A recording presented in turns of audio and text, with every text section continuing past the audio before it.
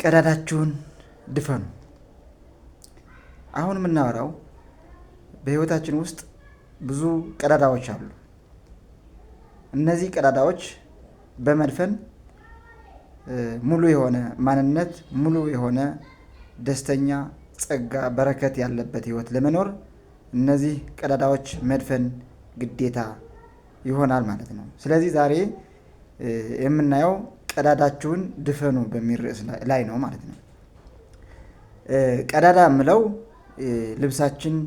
በልብሳችን ላይ የምናየው አንዳንድ ቀዳዳዎች መድፈን ብቻ ማለት አይደለም።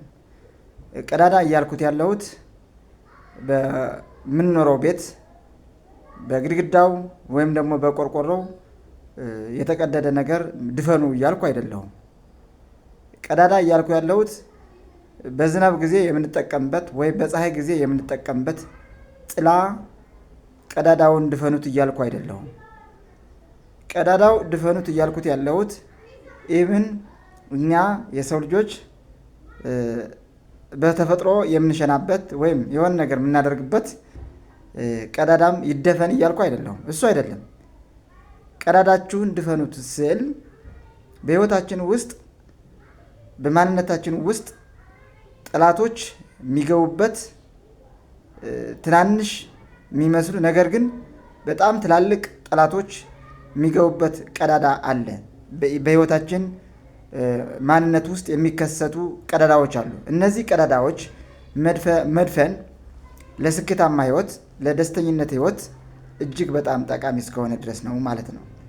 እነዚህ ቀዳዳዎች ምንድን ናቸው ካላችሁኝ፣ በህይወታችን ውስጥ ስንኖር ቂመኛ ከሆን ይህ አንዱ የህይወታችን ቀዳዳ ነው ማለት ነው። በህይወት ስንኖር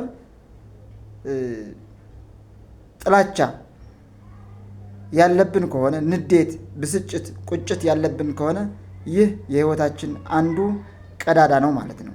በህይወታችን ውስጥ ስንኖር ሰዎችን ለማስደሰት ሲባል ማስመሰል ካለብን ይህ የህይወታችን አንዱ እጅጉ በጣም ታላቅ ቀዳዳ ነው ማለት ነው።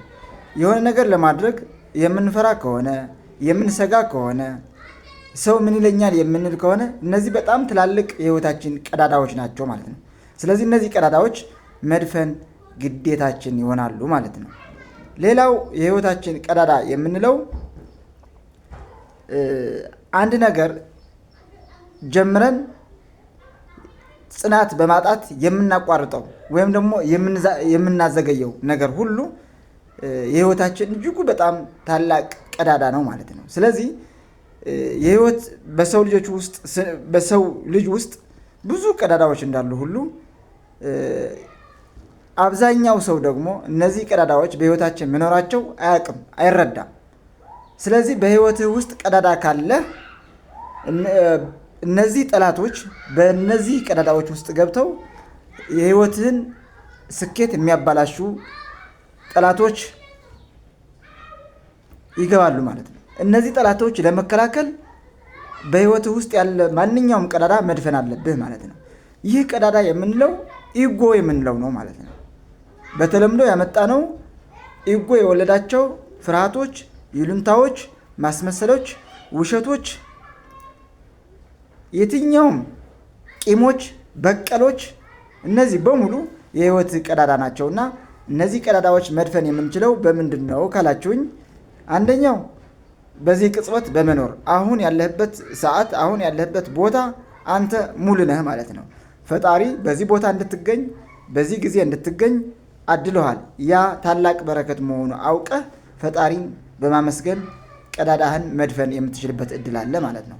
ሌላ ቀዳዳ መድፈን የምንችልበት መንገድ ጸሎት ማድረስ ነው። ለፈጣሪያችን ስለተደረገልን ነገር በማመስገን ሊደረግልን የፈለግነው ነገር ደግሞ ጸሎት ማድረግ ነው። ሌላው ቀዳዳችን የምንደፍነው አሁን ያለንበት መንገድ፣ አሁን ያለንበት ቀዳዳ ማወቅ አለብህ። ምን ላይ ነው ቀዳዳ ያለብህ? አሁንም እባካችሁ ትኩረት አድርጉ። እኔ ቀዳዳ እያልኩት ያለሁት ልብስህን፣ ዓይንህን፣ አፍህን ወይም ሌላ ታችኛው ቦታ በተፈጥሮ የተቀደደ ነገር እያልኩ አይደለሁም። በማንነትህ ውስጥ በዓይን የማይታዩ በጣም ብዙ ቀዳዳዎች አሉ። ውሸታም ልትሆን ትችላለህ። አስመሳይ ልትሆን ትችላለህ። ፈሪ ልትሆን ትችላለህ።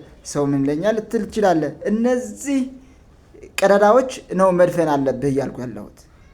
ስለዚህ እነዚህ ቀዳዳዎች የምንደፍንበት መንገድ አንደኛው ምስጋና ነው፣ ሁለተኛ ጸሎት ነው፣ ሶስተኛ አሁን ያለበት በመቀበል ንስሐ መግባት ነው። ይህን ነገር አጥፍቻለሁ፣ ለሰው ልጅም ሁሉ ባጠፋው ልክ ይቅርታ፣ በቃ ይህን ነገር በማወቅም ባለማወቅም አጥፍቻለሁ፣ ለፈጣሪም ይቅርታ ብለህ ጸሎት የምታደርስበት አንዱ አካል ሆኖ ግን ንስሐ መግባት ደግሞ አንዱ ቀዳዳ የምንደፍንበት ታላቁ በረከት ነው ማለት ነው። ከዛስ ራስን ማመን ማለት ነው። ራስን ማመን ሲባል ሰልፍ ኮንፊደንስ የምንለው ማለት ነው።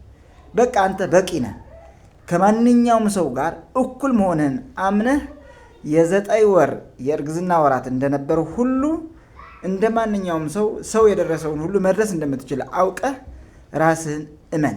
ይህ ታላቁ የሰው ልጅ ስጦታ ነው ማለት ነው።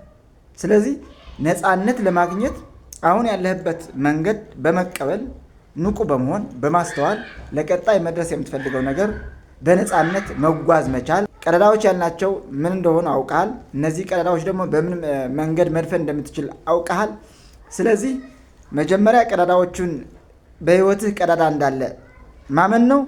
ከዛ ላሉብህ ቀዳዳዎች በምን መንገድ፣ በየትኛው ዘዴ፣ በየትኛው ዘይቤ ቀዳዳህን መድፈን እንደምትችል መረዳት፣ እዛ ላይ በዚህ ቅጽበት፣ በዚህ ሰዓት፣ በዚህ ንቃት ወደ ተግባር ገብተህ ቀዳዳህን መድፈን፣ ከዛ የምትፈልገው የህይወት ስኬት መድረስ መጓዝ መቻል። ይህ ታላቁ የሰው ልጅ በረከት ነው። አመሰግናለሁ። ሳብስክራይብ አድርጉ፣ ለሰው ልጆች ሁሉ እንዲደርስ ሼር፣ ላይክ አድርጉ። ይህ ታላቁ ደግነት ነው።